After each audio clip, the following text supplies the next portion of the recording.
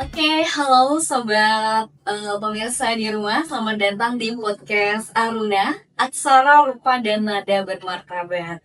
Senang sekali rasanya kita berjumpa pada hari ini, teman-teman pendengar di rumah.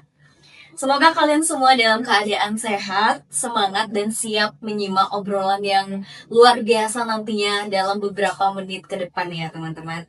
Oke, pada kali ini Aruna ini merupakan episode perdana kita nih teman-teman. Kita akan ngobrol santai tapi mendalam tentang bagaimana Fakultas Bahasa dan Seni membimbing mahasiswa dalam bidang akademik, seni, budaya, serta persiapan menuju dunia kerja dan persiapan global.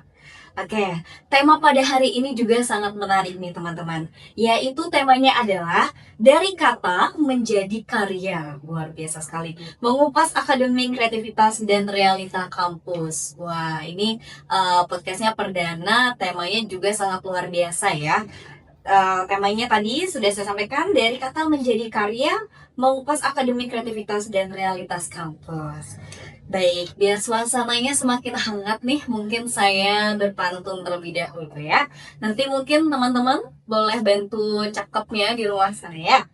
Oke, mentari pagi menyapa dari langit tinggi. Belajar di Fakultas Bahasa dan Seni membuka cakrawala inspirasi. Menimba ilmu menjelajahi dunia seni. Perkenalkan, saya Firda, host pada hari ini.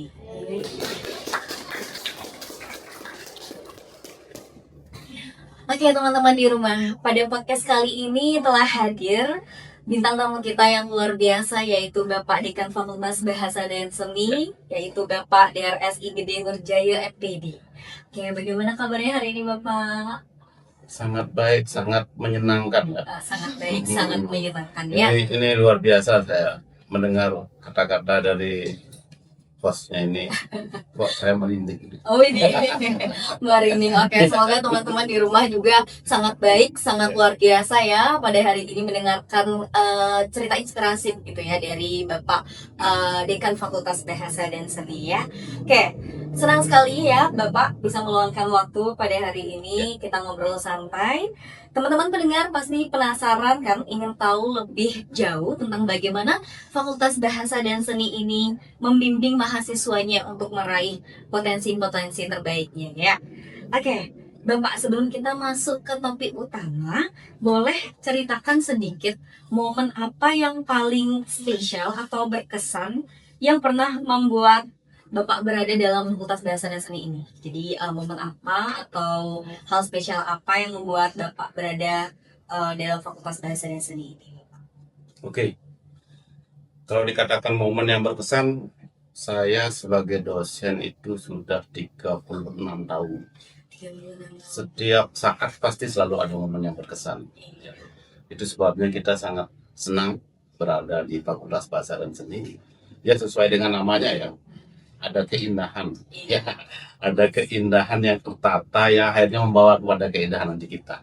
Tapi yang paling berkesan dalam setiap kegiatan itu adalah bagaimana nikmatnya melihat mahasiswa bertransformasi dari awalnya belum mengenal dirinya, kemudian menjadi dia mampu mengembangkan potensinya menjadi lebih baik. Itu yang sangat berkesan bagi saya. Melihat begitu dia datang sebagai mahasiswa baru, lugu-lugu, atau setelah jadi mahasiswa ada transformasi, akhirnya dia menjadi orang yang kompetitif, gitu ya, menjadi orang yang adaptif, gitu, tidak lagi kaku, gitu kan, dan berkarakter. Nah itu, jika kalian mampu menjadi mahasiswa seperti itu akan menjadi momen berkesan bagi saya. Oke, luar biasa sekali. Jadi menurut Bapak momen berkesan itu adalah bagaimana mahasiswa bertransformasi ya, seperti itu Pak ya. Dari yang awalnya lugu, mereka menjadi adaptif gitu Pak ya, setelah melewati dari Fakultas Bahasa dan Seni ini. Luar biasa sekali. Oke Bapak, ngomongin soal akademik nih. Fakultas Bahasa dan Seni kan punya fasilitas yang lengkap nih Bapak. Bagaimana sih peran fakultas dalam mendukung perkembangan akademik mahasiswa supaya mereka itu lebih maksimal dan nyaman ketika berada di Fakultas Bahasa dan Seni ini? Betul. Ya, salah satu yang memungkinkan mahasiswa bisa berkembang dengan baik, betul infrastruktur salah satunya. Tetapi SDM yang ada juga tidak kalah pentingnya. Kalau dari segi infrastruktur, sarana prasarana yang kita miliki untuk di tingkat universitas maupun kita bandingkan dengan tempat lain, saya pikir ya kita tidak berkecil hati lah. Ya.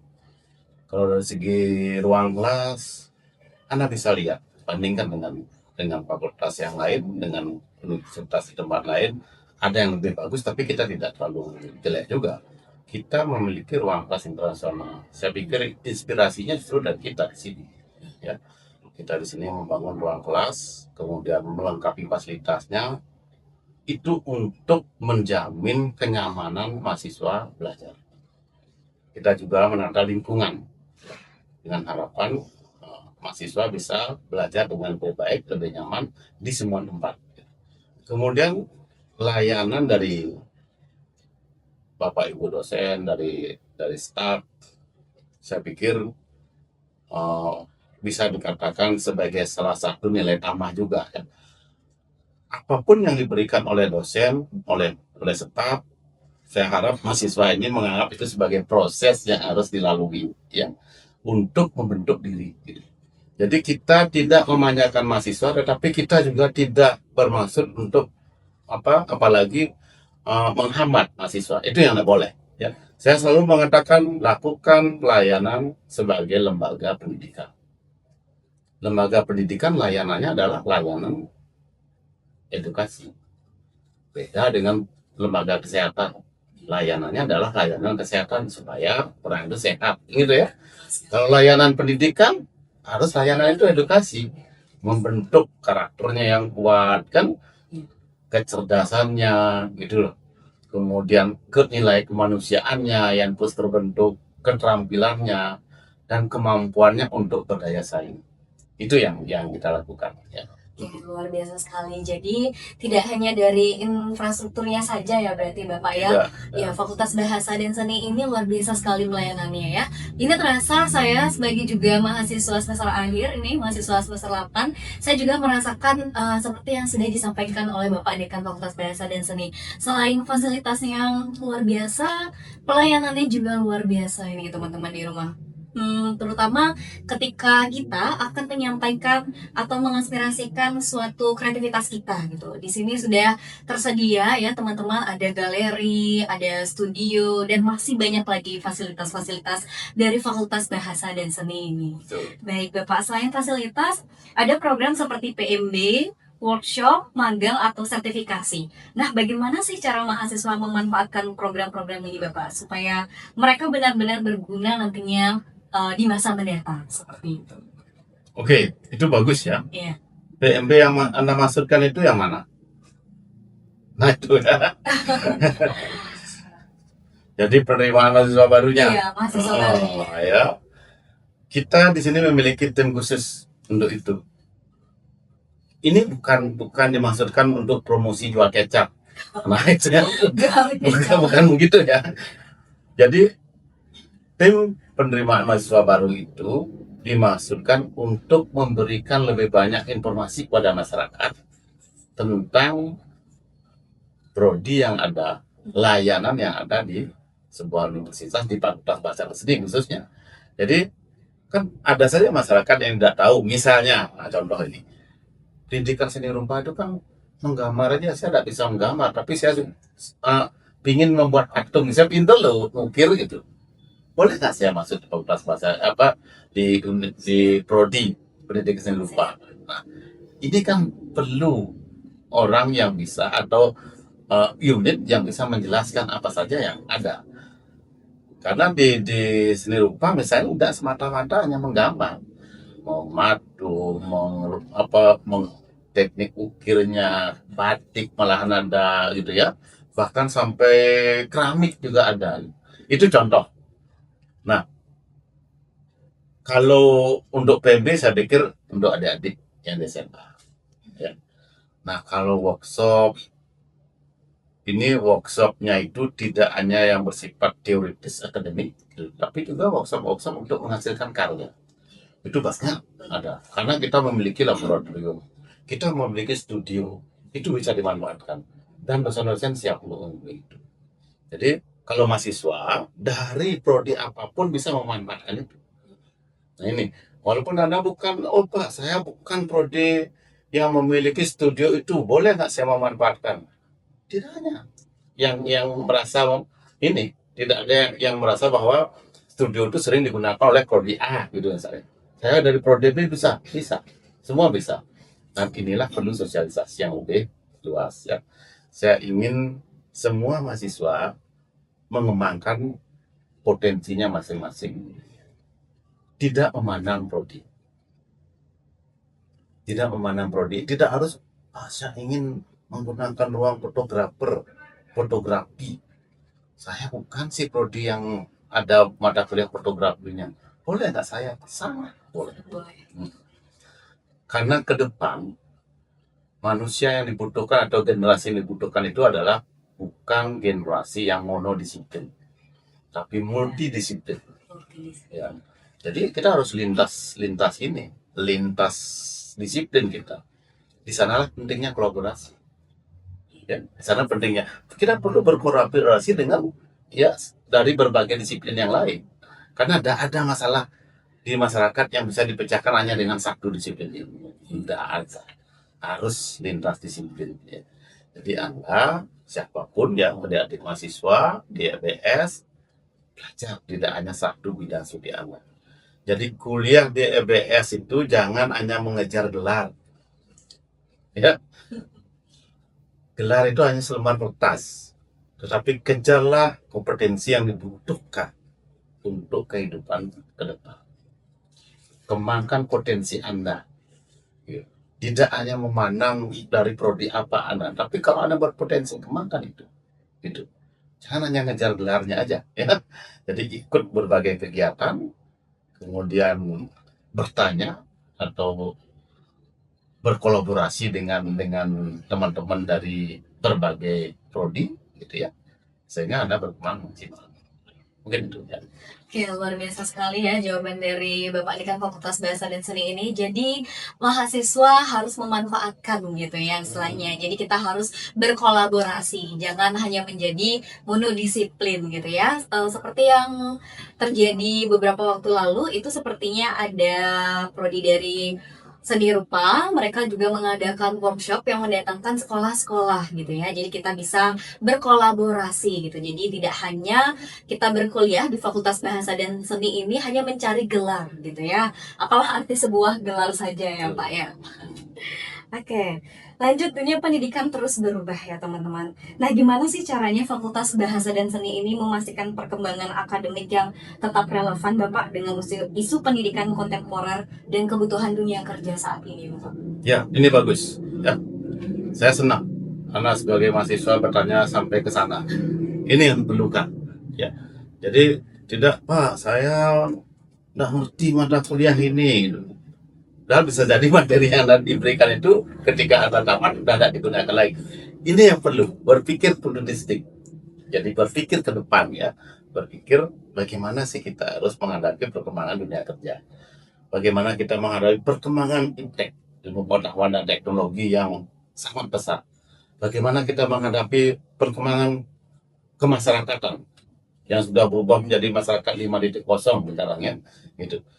Nah ini salah satu yang kita lakukan adalah yang pertama tentu saja kurikulum. Ya, kurikulum itu harus menyesuaikan dengan perkembangan ilmu pengetahuan teknologi. Itu sebabnya kurikulum paling lambat 10 tahun sekali harus sudah keluar. Karena dunia perkembangan iptek itu berubahnya sangat cepat sekarang ini. Nah, contohnya sekarang ada artificial intelligence. Ya, Anda sudah kalau Anda mungkin sudah menggunakan, tapi sejauh mana Anda memanfaatkan untuk karir Anda? Itu sekarang ya. Saya sekarang udah umur 61 tahun tapi masih berlangganan ChatGPT. Nah, berlangganan nggak ChatGPT ya? itu contoh ya. Jadi memang di kurikulum itu harus dimasukkan. Gitu. Oleh karena itu kita di EBS ya, di Fakultas Bahasa dan Seni melakukan revisi kurikulum untuk menyiapkan lulusan kita menghadapi masa depan, tetapi tetap berakar pada kearifan lokal kita. Sehingga di sini kan kita di EBS itu menganut suatu tagline atau apalah istilahnya itu. Ini menjaga kearifan lokal, dari kearifan lokal, dari potensi lokal menuju inovasi global. Ini kok lokal masih lokal gitu kan? Dari potensi lokal menuju inovasi global. Gimana itu kita masih lokal tuh? Nah, Anda mungkin tidak tahu apakah ada di antara Anda yang pernah membaca buku ini, Megatrend 2000, Johnny Speed. Dari dulu pernah nggak baca itu? Ya, ada buku judulnya Megatrend 2000. Sebelum tahun 2000 sudah dibuat. Di sana sudah diramalkan oleh Johnny Speed itu bahwa kelak ketika abad 21 ini yang akan dikejar orang bukan lagi hanya keuniversalan, tapi keunikan. Dan setiap daerah punya keunikan. Kita di Undiksa memiliki keunikan juga. Oleh karena itu, potensi lokal yang ada di sekitar kita beruntung ada di Bali. Banyak potensi lokal yang ada di Bali yang bersifat lokal, yang bisa kita angkat ke dunia global. Itu yang harus kita kembangkan. Dan saya ingin mengajak adik-adik mahasiswa untuk menggali potensi lokal itu. Tidak hanya sekedar di bahasa dan seni. Kalau di bahasa dan seni kan udah banyak. Seni lokal kita banyak, bahasa kita banyak, bahasa lokal. Di makanan pun sesungguhnya banyak kan? Iya, benar. Iya. Tradisi lisan kita, di tradisi lisan banyak itu dikembangkan menjadi global. Nah, itu sesungguhnya ramalan atau ya prediksi dari Johnny Speed itu bukan sesuatu yang baru. Kita mengunjungi wilayah tertentu untuk cari apa? Kalau wilayah itu sama dengan wilayah kita pasti tidak ke sana. Iya, betul sekali. Buat Ya, apa jadi buat apa kita ke sana ya? Kalau sama. Sama. Iya. Pasti kita cari yang berbeda gitu. Cari yang unik. Yang unik. Nah, itu ya.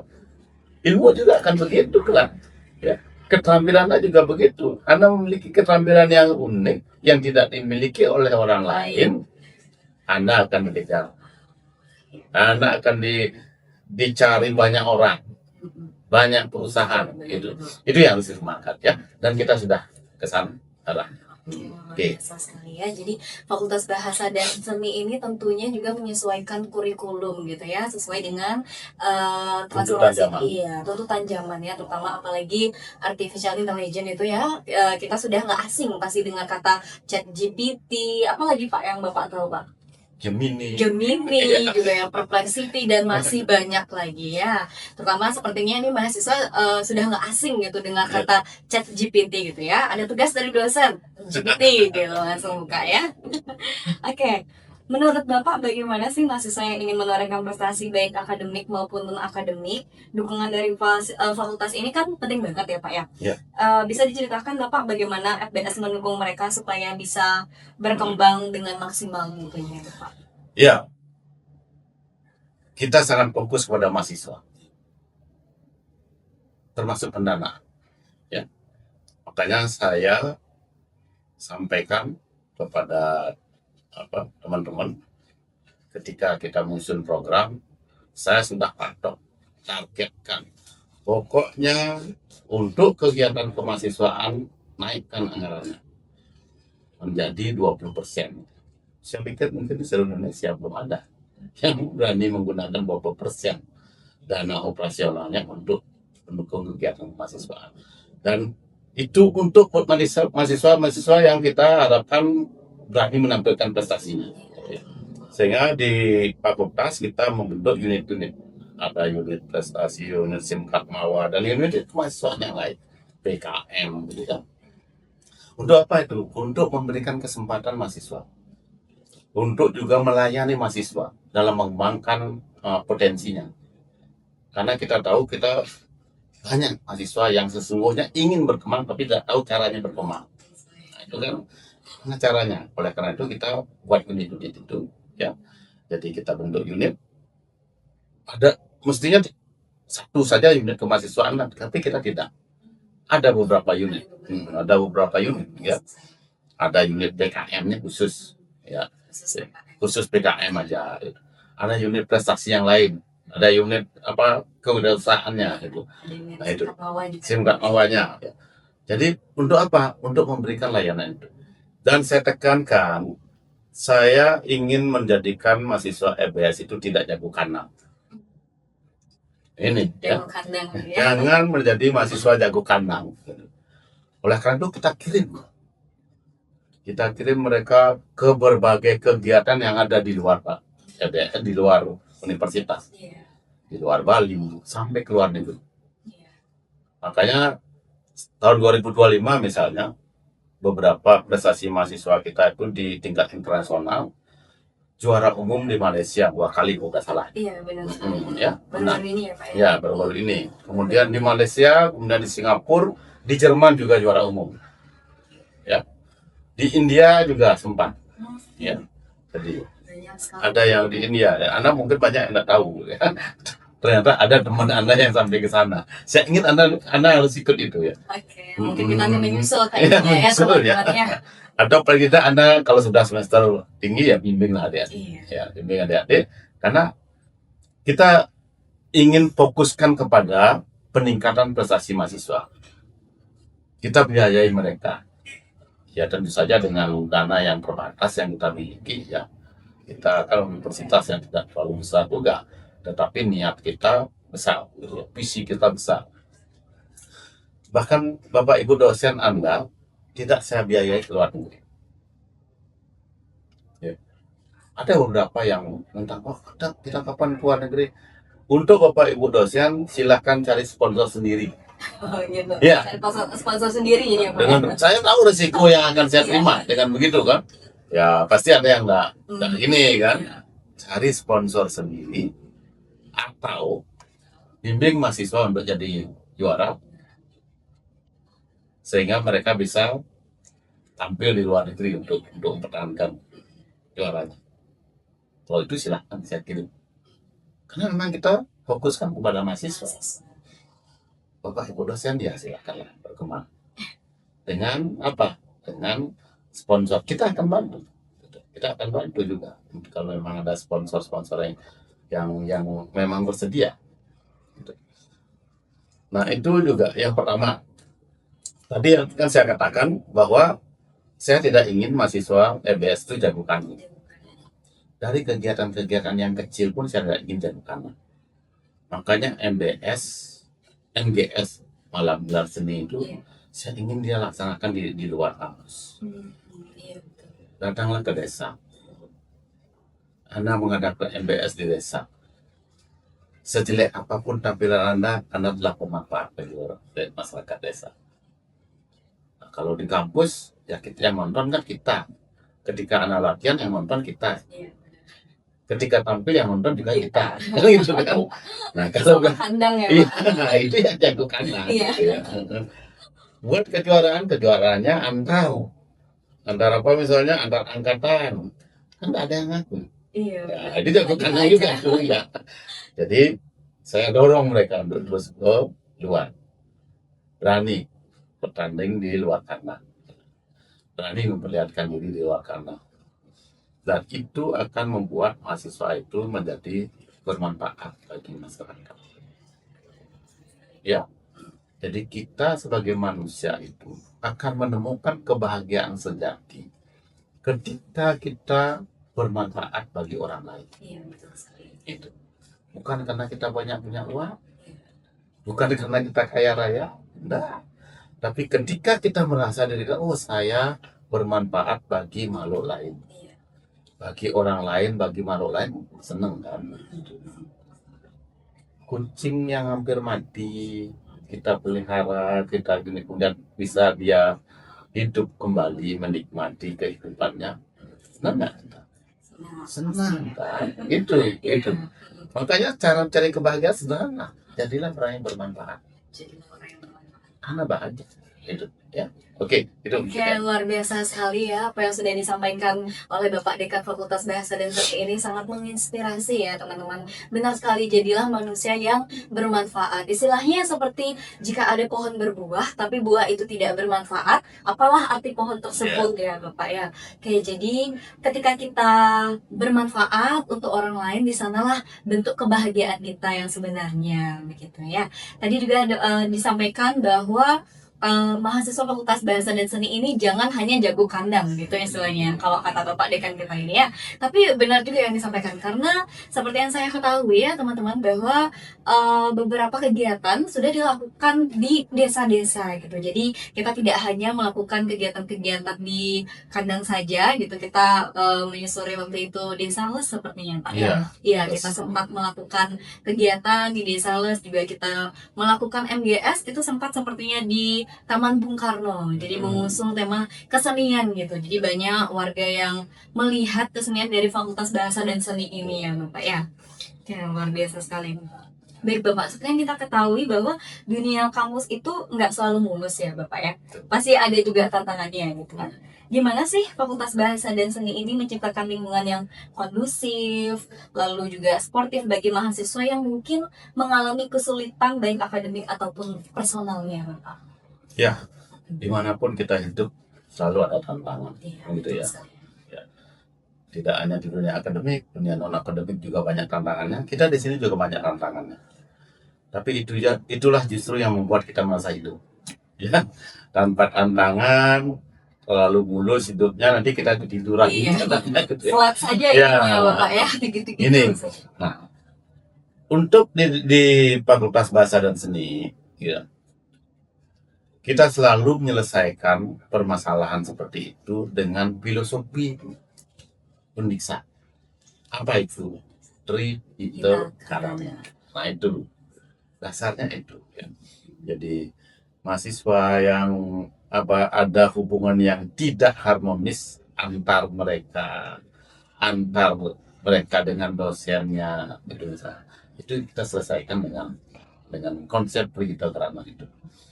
Bagaimana kita kembalikan hubungan kekurang harmonisan itu menjadi sesuatu yang justru menjadi kekuatan aku. Jadi kita tidak a priori mengatakan tidak ada masalah, pasti banyak masalah. Ya pasti banyak masalah. Tapi sampai saat ini syukur ya masalah itu tidak berkembang, tapi justru menyusut ya. Kenapa? Karena kita saling memahami. Secara pentingnya saling memahami orang lain. Mahasiswa memahami karakter dosennya. Dosen juga perlu memahami karakter mahasiswa. Gitu ya. Dan ini memang dengan perbedaan generasi ini memang sering muncul masalah juga kan. Ya wajar lah ya. Apalagi kita Jadi dengan bomber gitu ya. Gitu. Kalau saya tahun 65 lahir itu generasi apa ya pasti ada ya. Nah itu yang kita patungkan ya. Jadi yang lahir duluan tuh harus menyesuaikan. Saya sarankan pada Bapak Ibu dosen, pada pegawai, ya kita yang lahir duluan itu kita tidak bisa memaksakan apa yang ada sebelumnya. Iya. Ini loh, karena generasi ke depan tidak bisa. Iya, berbeda. Ya berbeda. Jadi anak-anak, mahasiswa yang sekarang ada di fase seperti ini, mereka yang akan menghadapi masa depan. Saya sampaikan seperti itu biasanya. Jadi komunikasi, ya intinya bagaimana kita mengkomunikasikan setiap permasalahan itu dengan baik. Ya, jadi itu. Jangan sampai kemudian menimbulkan hal-hal yang tidak kita inginkan. Ya. Sesungguhnya kalau kita terbuka jangan pikiran kita. Ya. Ini sering saya sampaikan kepada mahasiswa, karena beberapa mahasiswa datang ketika saya masih jadi PA, jadi ngajar misalnya. Mereka datang, Pak, saya tidak mau diajak oleh ini Pak, saya dibenci oleh ini Pak. Bahkan sampai dosennya ikut benci saya gara-gara dia benci saya. Jadi banyak yang begitu.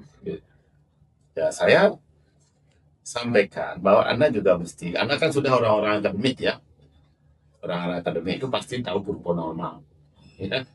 Di alam semesta ini berlaku kurva normal ini loh, set, gitu. Jadi itu dibagi 3 sekarang. Ada yang ekstrem kanan, ada ekstrem kiri, ada tengah-tengah. Berapa persen yang ekstrem kanan? Yang ekstrem kanan itu 27%. Artinya yang senang dengan Tuhan. Ekstrem kiri 27% juga. Yang tidak senang dengan kita. Yang 47% ada tengah-tengah. 46% yang ada tengah-tengah itu. Yang 46% itu apa itu? Ya tak, nah kita. Senang juga tidak. Ya, benci juga tidak. Nah, kalau suatu saat Anda kemudian bertemu dengan yang ada di ekstrem kiri yang tidak Anda sukai, atau yang tidak menyukai Anda, yang menjelek-jelekan Anda harus ingat, ada 27% yang suka dengan saya. Ada 46% masih yang biasa-biasa saja. Netral.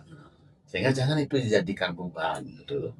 Ya, saya sampaikan begitu, jangan itu dijadikan beban. Anda cuma salah masuk aja. Ya. Iya, Anda tanaman yang cocoknya ditanam di pegunungan, tapi Anda kok memaksa diri menanam diri Anda di pinggir pantai, terbakar Anda, gitu kan? Kan itu. Tidak sesuai dengan kondisinya. Iya, kalau memang kita ada diterima di sini, pasti ada di tempat lain. Gitu. Ini mohon ini ya, yang lain-lain juga, gitu ya. Nanti jangan terpaku hanya dengan omongan salah satu orang, gitu ya. Karena ada yang sampai pindah fakultas. Ya ada. Kenapa nggak ada yang mau berteman dengan saya, Pak? Tapi karena sudah kadung shock, ya kan, saya izinkan dia pindah. Padahal tidak seperti itu sesungguhnya. Di kelas pun pasti berlaku kurva normal. Ya.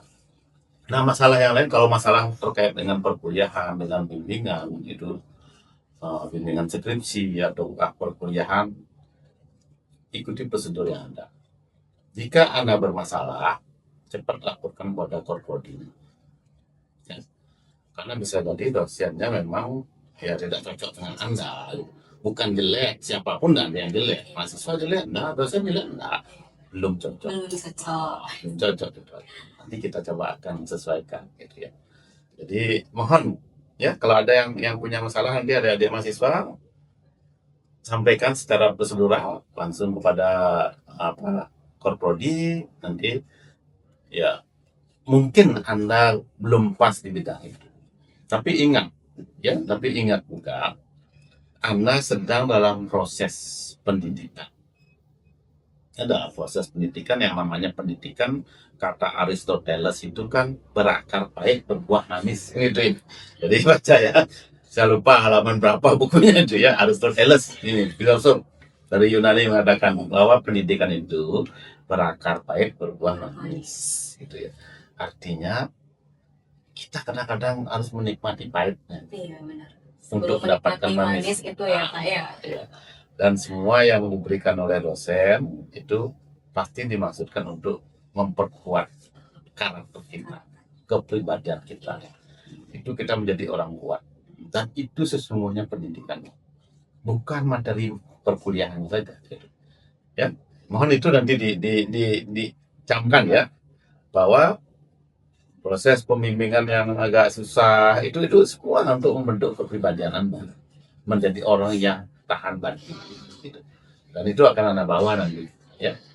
Ya mungkin itu ya. Oke, luar biasa sekali. Jadi yang seperti disampaikan oleh Bapak Dekan Fakultas Bahasa Seni, bahwa di sini sangat menekankan komunikasi, gitu ya. Jika mahasiswa merasa tidak nyaman dengan dosennya, silahkan disampaikan, gitu ya. Atau mungkin jika mengalami kendala dalam skripsi atau pada PA dan segala macam, kita bisa menyampaikan pada korprodi, gitu ya. Jadi kita harus terbuka, gitu. Jadi Fakultas Bahasa dan Seni ini sangat menekankan bagaimana komunikasi yang terbuka, gitu ya, supaya kita juga nyaman, tidak ada masalah ke depannya dan lain-lain, gitu Pak ya. Oke. Tadi kita bicara mengenai tentang kompetisi global nih Pak ya, khususnya di bidang seni dan bahasa terutama. Bagaimana sih Fakultas Bahasa dan Seni ini menyiapkan mahasiswa supaya tentunya mahasiswa ini siap bersaing dan berprestasi di panggung internasional, gitu loh Pak? Ya, sebenarnya tadi sudah saya singgung sekilas ya, bahwa kita memulai pembinaan itu dari dalam kelas, kemudian juga di luar kelas. Jadi tadi sudah saya sampaikan kita membentuk banyak unit yang ditujukan untuk mempersiapkan mahasiswa di luar materi perkuliahannya menjadi orang yang mampu bersaing di tingkat global. Jadi tidak hanya materi perkuliahan kita sesuaikan ya dengan kondisi global yang ada sekarang. Tetapi di luar itu kita siapkan lagi pembimbingan khusus dari unit-unit yang seperti yang saya sampaikan. Oke, luar biasa sekali. Sekarang pukul 3 pertama, Pak. Oke, jadi Fakultas Bahasa dan Seni itu sudah membentuk unit-unitnya masing-masing gitu ya untuk mempersiapkan mahasiswa pada bidang prestasinya tentunya di tingkat internasional gitu, seperti yang sudah disampaikan oleh Bapak Nurjaya bahwa mahasiswa Fakultas Bahasa dan Seni ini sudah banyak meraih prestasi nasional. Contohnya seperti di Malaysia tadi Bapak ya. Lalu kemudian juga ada di India gitu ya. Oke. Kemarin, iya, itu banyak sekali. Apakah ada mahasiswa Fakultas Bahasa dan Seni itu yang melakukan pertukaran pelajar gitu? Oh banyak. Banyak. Banyak. Ada yang di Prancis juga ada, di Taiwan juga ada. Yang magang sekarang ada magang di Laos, di Jepang, ya. Kemudian kita juga pernah magang di Hainan, Cina. Gitu. Nah itu di Eropa, Prancis sudah gini, saya lupa apa namanya lagi itu, Eropa Timur itu ada juga ya, selain Bavaria itu sudah banyak, dan mahasiswa dari sana juga sudah mulai belajar ke sini ya, betul sekali. Di sini juga banyak sekali mahasiswa asing ya, mahasiswa asing ya, ada yang dari Prancis juga, ada waktu ini dari mana itu lagi ya Pak ya, selain dari Prancis yang dulu pernah dari Belanda pernah juga ada ya. Sekarang yang terbaru itu Prancis sebetulnya. Ya. Dari Cina ya banyak juga. Oke, terakhir nih Bapak, pesan Bapak untuk mahasiswa supaya mereka bisa memaksimalkan pengalaman belajar di Fakultas Bahasa dan Seni dan menggali potensi terbaiknya baik di bidang akademik ataupun seni. Bagaimana sih caranya menurut Bapak mereka memaksimalkan itu, atau saran Bapak bagaimana sih? Ya, seperti yang saya sampaikan tadi, jangan kuliah di BS hanya untuk ngejar gelar. Iya. Lakukan seperti yang Anda ini. Anda kan mahasiswa yang lain-lain juga ya. Jadi ikuti kegiatan-kegiatan di luar kegiatan-kegiatan kelas. Iya. Jangan jadi apa istilahnya itu ya, mahasiswa itu ya datang kuliah, pulang kuliah. Gitu, itu. Jangan seperti itu. Kalau itu Anda hanya kalau sekedar ingin mendapatkan paham tentang materi pelajaran, materi mata kuliah, ya nggak usah kuliah juga bisa kita paham kan? Ya, nonton YouTube, nonton TikTok atau apa, udah banyak itu ada di medsos. Yang diperlukan apa? Nah, yang diperlukan menambah wawasan di luar itu. Pergaulan kita harus banyak, ya. Kita punya pengalaman yang banyak. Nah itu, oleh karena itu manfaatkan setiap ruang yang ada di EBS. Jadi, sekali kalau tidak dimanfaatkan. Nah itu ya, tidak hanya ruang kelas saja, semua ruang yang ada di EBS, di luar kelas itu juga. Makanya saya senang ketika mahasiswa duduk-duduk misalnya di depan sambil ngobrol, itu pembelajaran juga. Karena kita mendapat wawasan juga. Iya. Karena tahu nggak, ketika saya mahasiswa saya pernah ngobrol di warung dekat kampus itu dari pagi sampai besok paginya. Gak pulang-pulang ini Pak, kuliah di sana ya dia Pak ya. Karena yang datang itu bos berganti. Saya ngobrol dulu, ada 5 teman, kemudian 4 pergi, tinggal saya berdua, ada datang lagi yang lain. Tengah malam datang lagi yang lain, ngobrol terus. Nah itu, artinya pengalaman itu sangat penting. Itu yang akan menambah wawasan Anda. Anda akan melihat, oh ini loh peluang. Sehingga tidak melihat sesuatu itu hanya sebagai masalah aja, tapi sebagai tantangan dan bisa mencari peluang. Itu yang penting. Ya, jadi saya ingatkan, jangan hanya habis kuliah di ruang kelas, pulang tidur di rumah. Besoknya paginya datang ke kampus lagi kuliah 2 jam, pulang lagi. Nah, itu mahasiswa apa itu? Iya, betul. Sia-sia nanti ilmu yang didapat ya, masuk kelas, pulang lagi Pak, gitu terus siklusnya. Jadi mahasiswa kupu-kupu itu. Iya, kupu-kupu kuliah, pulang, kuliah, pulang. Ya, itu kan. Oke, kita jangan menjadi mahasiswa kupu-kupu ya. Iya, Itu itu ya. Untuk semester 1 sampai semester 7 nih jangan jadi kupu-kupu ya. Kalau bisa kayak Bapak dekan kita nih ya, nongkrong di mana Pak? Di warung.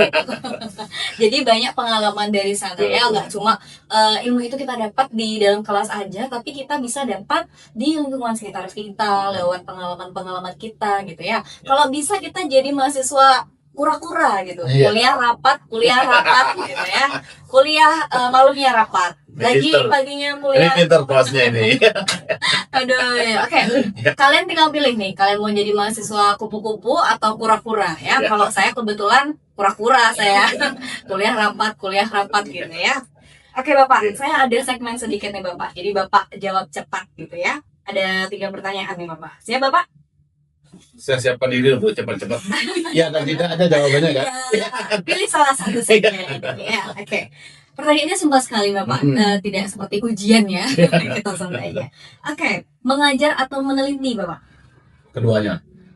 Keduanya Pak? Ya. Oke, keduanya. Nah, dipilih salah satu ya teman-teman ya. Oke, seni musik atau seni rupa? Seni rupa. Seni rupa. Oke, terakhir. Pagi produktif atau malam produktif Bapak? Siang. Siang, tepat. Oke, luar biasa sekali ya. Siapa sangka siang produktif. Oke teman-teman, saya menangkap satu hal yang penting nih teman-teman, bahwa belajar bahasa dan seni itu bukan hanya soal teori tadi disampaikan dengan Bapak Dekan kita, tapi bagaimana tentang membangun karakter, membangun kreativitas dan identitas budaya teman-teman. Baik, terima kasih Bapak DRSI Gede Nurjaya MPD atas waktu yang telah diluangkan Bapak, luar biasa sekali, sangat menginspirasi. Semoga teman-teman di rumah yang belum mengetahui informasi tentang Fakultas Bahasa dan Seni bisa mengetahui informasi lewat podcast ini ya Bapak ya. Sungguh cerita yang sangat inspiratif juga ya. Tadi ada banyak sekali pesan-pesan, mungkin teman-teman bisa mengambil pesan-pesan gitu ya dari apa yang sudah disampaikan oleh Bapak Dekan kita yang luar biasa ini. Oke, jangan lupa terus eksplorasi potensi kalian, manfaatkan setiap kesempatan, dan sampai jumpa di podcast Aruna, Aksara Rupa dan Bermartabat selanjutnya. Salam inspirasi. Salam ini saya tuh inspirasi nih. Aruna apa? Aruna, Aruna itu apa? aksara, rupa, dan nada bermartabat. Lagi. Oke.